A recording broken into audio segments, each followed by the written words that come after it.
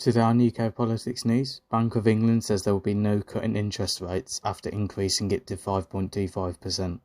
Interest rates will not fall until there is solid evidence that rapid price rises are slowing. Andrew Bailey said that once prices and pay are stable, then rates would drop.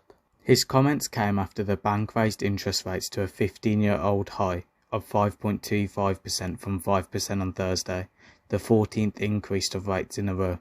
The Bank of England said for the first time that interest rates would stay higher for longer in an effort to battle soaring price rises. Mr Bailey said he would need more evidence that inflation was falling before cutting rates.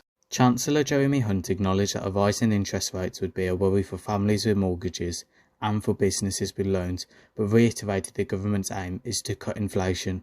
Just to visualise how fucked over the UK economy is, before December 2021, when the bank started to raise interest rates, they'd been under 1% for more than a decade.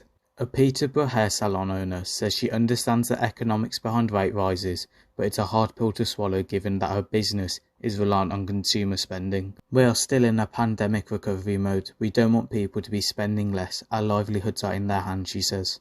The Bank of England had said that the impact of its rate rises would begin to hit people and the economy harder next year.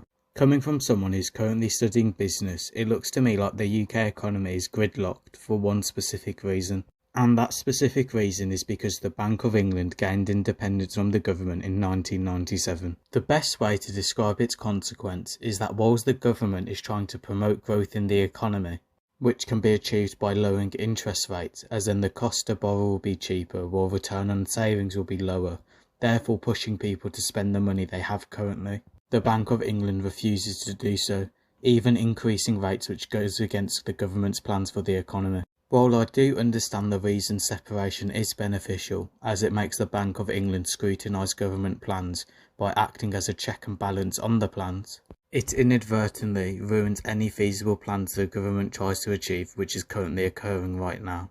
Please leave your opinion on this down below in the comments.